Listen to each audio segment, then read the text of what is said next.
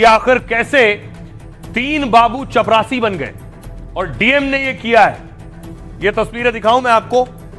Test में fail हो गए तो 3 बाबू चपरासी बन गए, कुछ ऐसा हुआ। डीएम ने इनका टेस्ट लिया और टेस्ट में पास नहीं हो सके।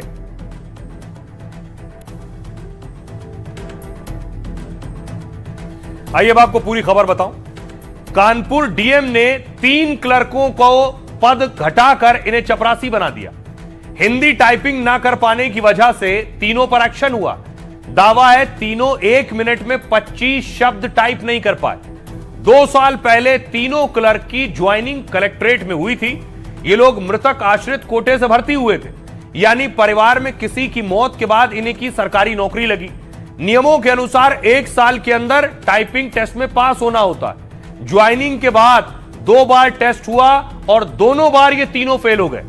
2024 में सुधार का मौका मिला, लेकिन 2025 में भी नतीजा वही रहा, फिर फेल। बाद में समीक्षा रिपोर्ट देखने के बाद डीएम ने सभी पर एक्शन लिया। तीनों जूनियर क्लर्क थे, अब डिमोट करके चपरासी बना दिया गया। फिलहाल इन लोगों की सैलरी बढ़ाने पर भी रोक लगा दी गई है। डीएम ने कहा है कि दस्तावेज तैयार करने के लिए टाइपिंग जरूरी है, बुनियादी कौशल न होने पर एक्शन लेना जरूरी हो गया था।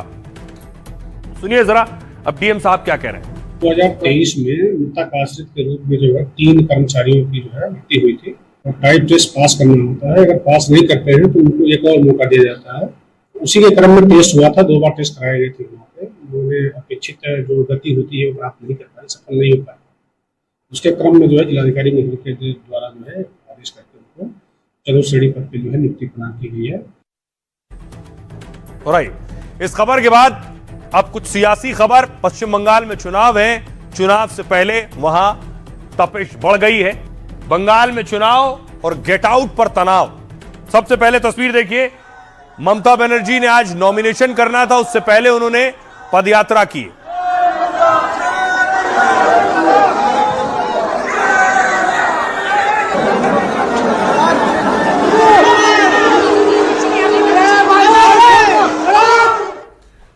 उसके बाद ममता बनर्जी मंच पर नजर आई। दीदी का नया अंदाज मंच पर दिखा।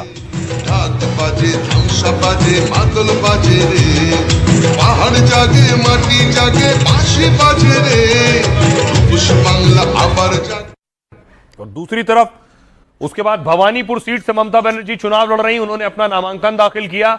ममता के खिलाफ इस सीट से बीजेपी के शुभेंदु अधिकारी मैदान में है। शुभेंदु ममता बनर्जी को पहले नंदीग्राम से चुनाव हरा चुके हैं, लेकिन एक दूसरी लड़ाई चल रही थी चुनाव आयोग के दफ्तर में, टीएमसी और चुनाव आयोग के बीच। बंगाल चुनाव को लेकर टीएमसी और चुनाव आयोग आमने सामने। टीएमसी सांसदों ने चुनाव आयोग पर खराब बर्ताव के आरोप लगाए। दरअसल टीएमसी का प्रतिनिधिमंडल दिल्ली में चुनाव आयोग से मिलने पहुंचा। टीएमसी नेता एसआईआर को लेकर चुनाव आयोग में अपनी बात रखना चाहते थे। टीएमसी के प्रतिनिधिमंडल की अगुवाई डेरेक ओब्रायन कर रहे थे। डेरेक ने कहा, मुख्य चुनाव आयुक्त ने हमें सिर्फ 5 मिनट में भगा दिया। डेरेक ने आरोप लगाया कि टीएमसी सांसदों को गेट आउट कहा गया। उन्होंने आयोग को ऑडियो या वीडियो जारी करने की चुनौती भी दी। उधर सूत्रों के मुताबिक डेरेक ओब्रायन ने चुनाव आयुक्त से को बोलने से रोका था और सूत्रों की माने तो डेरेक ने चिल्लाते हुए चुनाव आयुक्त को चुप रहने को कहा था। टीएमसी के साथ बैठक खत्म होने के बाद इलेक्शन कमीशन ने एक्स पर पोस्ट किया, लिखा, बंगाल में इस बार चुनाव भय रहित और हिंसा रहित होंगे। बंगाल में एसआईआर पूरा होने के बाद 91 लाख वोटरों के नाम काटे गए।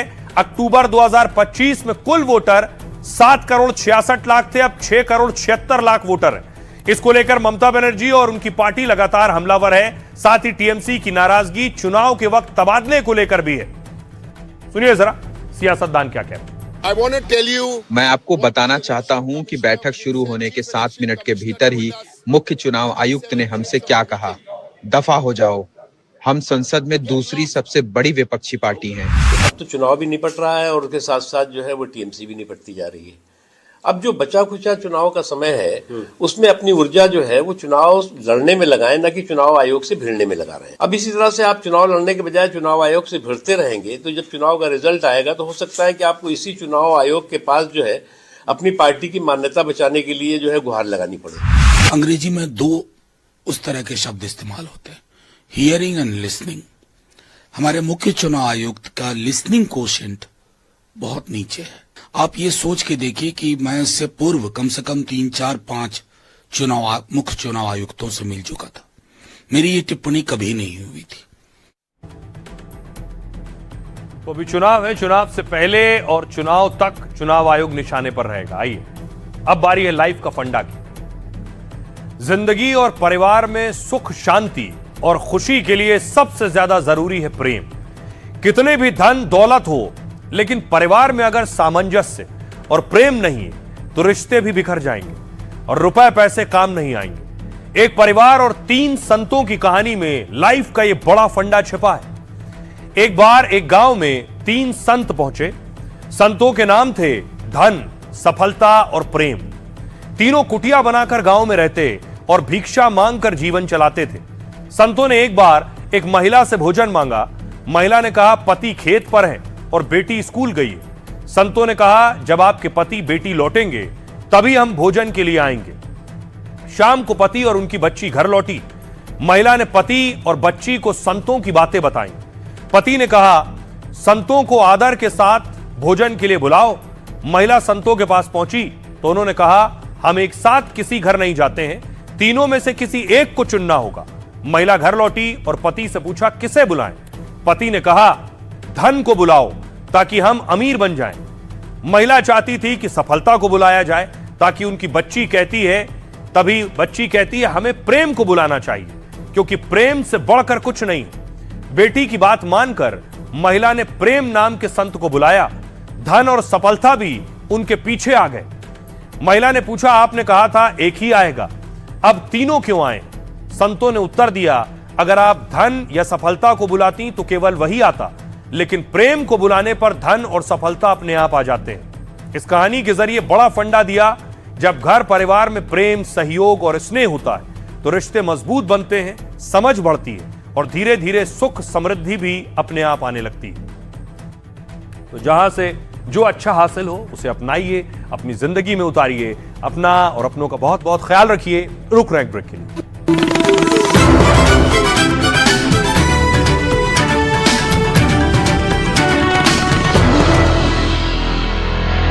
दूसरी तरफ देखिए जरा, बांदीपुरा में देखिए जरा, बांदीपुरा में ड्रम बज रहे थे, जश्न में ढोल नगाड़े बज रहे थे।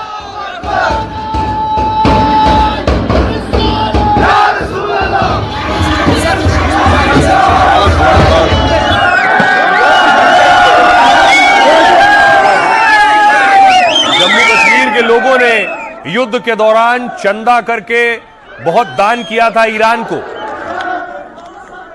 करगिल से भी इसी तरह की उस वक्त तस्वीरें आई थी। अब देखिए जंग रुकने के बाद, सीजफायर के बाद करगिल में लोग जश्न मना रहे थे। है हमारी दर्स का हक कसीदा रास्ता, शहादतों का रास्ता, शहादतों का रास्ता। और जैसे लोग खुश थे ऐसे ही आज बाजार भी खुश था। देखिए जरा बाजार का हाल क्या था। सेंसेक्स 2946 अंक चढ़कर 77,563 पर बंद हुआ। निफ्टी भी 874 अंकों की बढ़त के साथ 23,997 पर बंद हुआ। भारत के दोनों बाजारों में करीब 4% की बढ़त दर्ज की गई। सीजफायर से निवेशकों को 14 लाख करोड़ का फायदा हुआ। रुपया भी डॉलर के मुकाबले 47 पैसे मजबूत हो गया। युद्ध विराम के बाद एशियाई शेयर बाजारों में भी तेजी रही। सोने चांदी की कीमत में भी बढ़ोतरी दर्ज की गई। 10 ग्राम 24 कैरेट सोना 4,000 रुपए महंगा हो गया। इसकी कीमत 1,52,000 रुपए प्रति 10 ग्राम रही। वहीं 1 किलो चांदी में 13,000 रुपए की बढ़त हुई। चांदी का दाम 2,44,000 रुपए पर पहुंच गया। सोना 2026 में अब तक 19,000 रुपए महंगा हुआ है। वहीं इस साल चांदी 14,000 रुपए महंगी हुई है। दूसरी तरफ क्रूड ऑयल सीजफायर के बाद कच्चे तेल की कीमत 15% नीचे आ गई। ब्रेंट क्रूड गिरकर $94 प्रति बैरल पर आ गया। जंग शुरू होने से पहले $70 प्रति बैरल के आसपास था, फिर यह बढ़कर $120 प्रति बैरल पर पहुंच गया था। आइए अब आपको सुनवाता हूं, सुनिए जरा मार्केट एक्सपर्ट क्या कह रहे हैं और डिफेंस एक्सपर्ट क्या कह रहे हैं। मार्केट्स को ऐसे लगता है कि जो 15 दिन के बाद भी जो होगा, जो टॉक्स होगी ड्यूरिंग दिस 15 डेज, वो अल्टीमेटली कोई ना कोई फाइनल ट्रूस और एक एग्रीमेंट पे ख़त्म होगी। और उसको चलते हुए हमने देखा कि ये जो इंडिकेशंस आया है कि भाई 15 दिन का सीज फायर, तो हमने फर्स्ट थिंग देखा कि क्रूड ऑयल प्राइसेस जो है वो $95 पे आ गए, 115 वाला। तो ये बड़ी ही major positive news for India है। क्यों कि हमारी 70-75% नीड, एनर्जी नीड्स जो है वो बाहर से होती है। और अब स्ट्रेट ऑफ हॉर्मुज खोलने के बाद और क्रूड ऑयल नीचे आने के बाद हमारा जो प्रीवियस जो एस्टिमेट्स हमारे थे, एजम्पशंस थे जीडीपी ग्रोथ के, जो बेस्ड ऑन 65 to 75, तो कहीं ना कहीं वो फिर से वो जोन में आ सकता है। जब से डोनाल्ड ट्रंप ने पश्चिम एशिया में बॉम्बिंग ईरान के ऊपर बंद की है, तब से पूरे दुनिया में मार्केट में उछाल आया हुआ है। गोल्ड और सिल्वर की जो कीमतें हैं वो मजबूत हो रही हैं। ये दिखाता है कि दुनिया भर में जितने इन्वेस्टर्स हैं उनका विश्वास अमेरिकन मार्केट सिस्टम में और ज़्यादा होता जा रहा है। लोग डॉलर में इन्वेस्टमेंट करना चाहते हैं। तो यह युद्ध फाइनली लॉन्ग टर्म में अगर देखा जाए तो अमेरिकन इकोनॉमी के लिए बहुत महत्वपूर्ण सिद्ध होगा। जंग रुक गई हो लेकिन जुबानी जंग नहीं रुकी है। चाहे वो अमेरिका की बात हो या फिर ईरान की बात हो, दोनों एक दूसरे पर जुबानी मिसाइल से हमले कर रहे हैं। दूसरी तरफ ईरान ने एक तस्वीर जारी की सीजफायर से पहले, जब ईरान में महिला ब्रिगेड बंदूकों के साथ सड़कों पर नजर आई।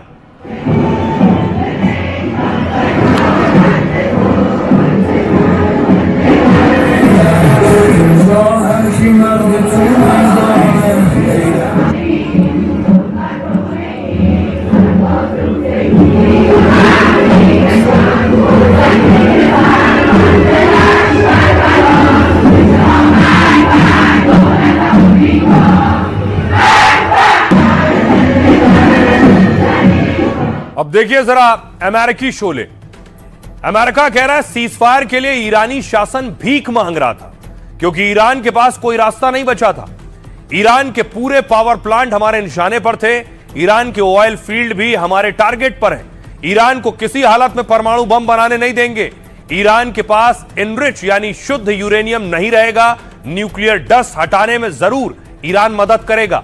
हॉर्मुज स्ट्रेट खुला है और जहाज वहां से गुजरते रहेंगे। कोई देश ईरान को हथियार देगा तो उस पर टैरिफ लगाएंगे।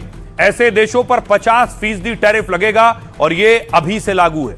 जवाब में ईरान ने कहा हॉर्मुज से गुजरने वाले जहाजों पर क्रिप्टो करेंसी शुल्क लगाया जाएगा। साथ ही जहाजों पर हथियारों की निगरानी की जाएगी। इजाजत के बिना गुजरने की कोशिश की तो नष्ट कर दिया जाएगा। लेबनान में हमला नहीं रुका तो तेल अवीव पर बमबारी करेंगे। इजराइल ने जवाब दिया सीजफायर का उल्लंघन हुआ तो मुंहतोड़ जवाब दिया जाएगा। हिजबुल्लाह आतंकियों के खिलाफ युद्ध विराम नहीं है। बेरूत, बेका और दक्षिणी लेबनान पर हमला किया है। 100 से ज्यादा हिजबुल्लाह मुख्यालयों को निशाना बनाया गया है और सैकड़ों आतंकियों को मार गिराया है। सुनिए जरा, अब ये एक तरफ जुबानी जंग वहां हो रही है। भारतीय सियासतदान देखिए जरा क्या कह रहे हैं। इसमें कोई दो राय नहीं, ईरान जीत गया। और जिस तरह से कल उन्होंने ह्यूमन चेन बना करके अपने संयंत्रों की, अपने ठिकानों की हिफाजत के लिए अपने देश के साथ मरने मिटने का भाव दिखाने का काम किया, वो सबको सीखना चाहिए। मोदी जी का शुरू से इस बात का कहना था कि इस संकट का समाधान संवाद के जरिए होना चाहिए। और कुछ लोग जो है वो डींगबाजी की डिप्लोमेसी पर यकीन करते हैं। नरेंद्र मोदी जी जो साइलेंट डिप्लोमेसी थी, बहुत लाउड एंड क्लियर डिप्लोमेसी थी, उसको पूरी दुनिया ने उसका सम्मान किया है। एक सीज फायर हुआ है, ये पूरी दुनिया के लिए अच्छी खबर है और एक संदेश भी है अमेरिकन एस्टैब्लिशमेंट को, अमेरिकन स्टेट को, कि रेजिम चेंज या सिविलाइजेशन खात्मे की बात हर जगह नहीं होता। कि लड़ाई बंद होनी चाहिए और मैं उम्मीद करूंगा कि भारत भी इसमें मदद करेगा। काफ़ी अमेरिका का दोस्त है कि उनसे भी इस तरफ को ले जाएगा कि क्योंकि हम पे भी बहुत ज़बरदस्त असर पड़ेगा इसका। अल्लाह ताला का बड़ा करम रहा है कि उन्होंने ईरान को इतनी हिम्मत और हौसला दिया कि अमेरिका जैसी सुपर पावर के सामने ईरान डट के खड़ा हो गया और उनका जो जालिम बगल बच्चा है इजराइल, उसको भी अच्छा सबक सिखाया कि यहाँ तक कि वो मजबूर हो गए नेगोशिएशन टेबल पे आने के लिए। भारतीय जनता पार्टी ने हमारी विदेश नीति चौपट कर दी है, हमारी विदेश नीति चौपट कर दी। भारत अपना विदेश नीति में कमजोर दिखाई दे रहा है। चलिए, तो बहुत से लोग ऐसे मिल जाएंगे जो भारत की विदेश नीति पर सवाल उठा रहे हैं, चौपट बता रहे हैं। कुछ ऐसे भी मिल जाएंगे जो शाहबाज की पीठ थपथपाएंगे, लेकिन असल में शाहबाज ने अपनी फजीहत कराई। देखिए जरा, शाहबाज शरीफ ने ट्वीट करके रिक्वेस्ट की थी। पहली चीज तो यह कि क्या जंग रुकवाने की रिक्वेस्ट ट्विटर पर की जा सकती है? क्या दुनिया के दो बड़े मुल्कों की जंग ट्विटर पर रुकवाई जा सकती है? लेकिन शाहबाज ने ट्वीट किया, लेकिन पकड़े ऐसे गए कि नीचे आप देख रहे हैं, ऊपर उनका ट्वीट है, नीचे ड्राफ्ट ट्वीट है। और ड्राफ्ट ट्वीट का मतलब होता है ट्वीट किसी और ने भेजा, ट्वीट को फिर से ठीक किया गया। क्या यह ट्वीट किसी ने करवाया शाहबाज से? बहुत से लोग कह रहे हैं अमेरिका ने करवाया कि रिक्वेस्ट करो कि सेटलमेंट हो जाए और उसके बाद फिर ट्रंप सामने आएंगे। तो पाकिस्तान ने सामने आकर, और बेशक पाकिस्तान के नेता अपने पीएम की पीठ थपथपा रहे हो, लेकिन उन्होंने अपनी फजीहत करवाई है। देखिए जरा कैसे पकड़े गए शाहबाज। तो आपको बताऊं, कॉपी पेस्ट में शाहबाज फंस गए। सीजफायर के लिए ट्रंप जिस पाकिस्तान को क्रेडिट दे रहे हैं, लेकिन एक ट्वीट को लेकर शाहबाज की भारी फजीहत हो रही। ईरान अमेरिका सीजफायर को लेकर शाहबाज ने एक पोस्ट शेयर किया, लेकिन कहा यह जा रहा है ये मैसेज किसी और ने लिखा था।